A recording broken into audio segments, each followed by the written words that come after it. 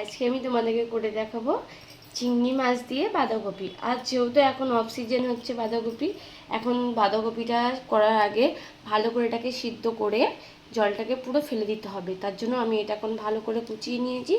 কুচিয়ে আমি এটাকে এবার ধুয়ে নেব। ধুয়ে এটাকে আমি সিদ্ধ করে জলটা ফেলে দেবো বলে চিংড়ি মাছগুলোকে আমি কেটে নিয়েছি।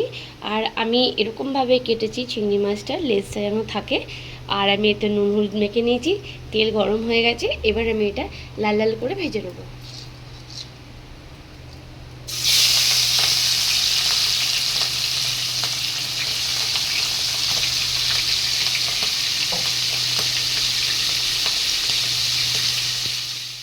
দেখো মাছের চিংড়ি মাছের লেজগুলো আছে, এগুলো দেখতে কি সুন্দর লাগছে।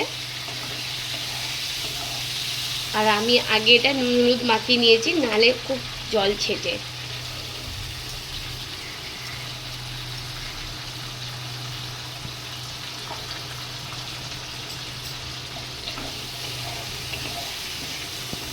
নুন হলুদটা মাখার কারণে দেখো তেল জল দুটোই একটাও কিন্তু ছিটছে না। বেশ ভালো করে এটা লাল লাল করে ভাজা হয়ে যাচ্ছে।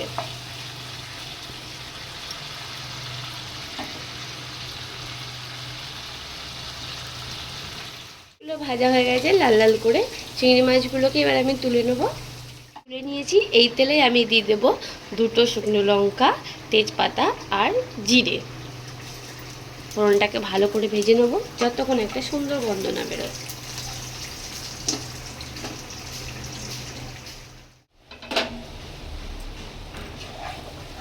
মশলাটা কষানো হয়ে গেছে। এবার আমি এর মধ্যে একটুখানি চিনি দিয়ে দেবো।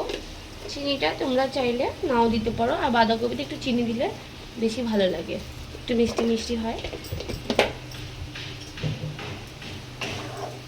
ভালো করে এটা আমি চিনিটাকে নাড়াচাড়া দিয়ে নেবো। দিয়ে এরপরে আমি এর মধ্যে চিংড়ি মাছটা যে ভেজে রেখেছিলাম চিংড়ি মাছটা দিয়ে দেবো।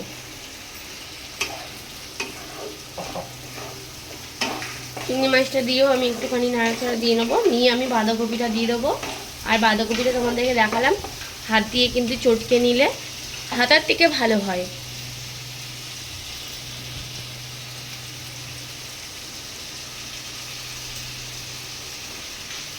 জলটা পুরোই বার করে দিচ্ছি আমি চেপে।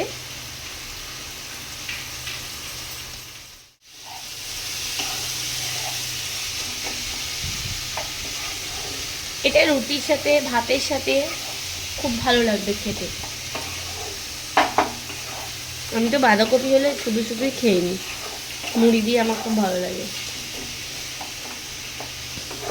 আর সেহেতু এখনকার অফ সিজনের বাঁধাকপি, তার জন্য চিংড়ি মাছ বা মাছের মাথা দিয়ে এটা খেতে একটু বেশি ভালো লাগবে। একটুখানি এক্সট্রা কিছু দিলে আরও বেশি টেস্ট হবে। যেরকম আমি এটা নামানোর আগে একটুখানি 1 চামচের মতো ঘি দেবো আর একটুখানি গরম মশলা দেবো। বাঁধাকপিটা আমার রেডি হয়ে গেছে। দেখো খুব সুন্দর করে কষানো হয়ে গেছে। এরপরে আমি দিয়ে দেবো একটুখানি ঘি, তোমরা না খেলে দেবে না। আর একটুখানি দেবো গরম মশলা। দেখো আমি এটা হাত দিয়ে চটকি দিয়েছি বলে কিন্তু এটা বেশ মিশে গেছে, আমাকে এতে কিছুই দিতে হয়নি। আর একটুখানি দিয়ে দেবো গরম মশলা। গরম মশলা আমার নিজের বাড়িতে তৈরি করা, আমি নিজে গুঁড়ো করি, না হলে আমার দোকানেটা এনে পোষায় না। আর দিয়ে দেবো 1 চামচ ঘি।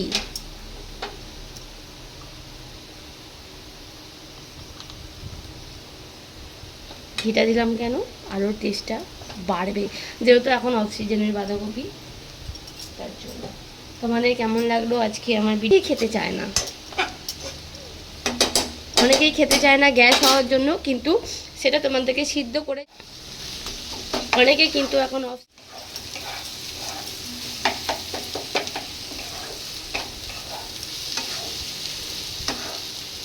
চিংড়ি মাছ দিয়ে বাঁধাকপিটা আমার রেডি হয়ে গেল।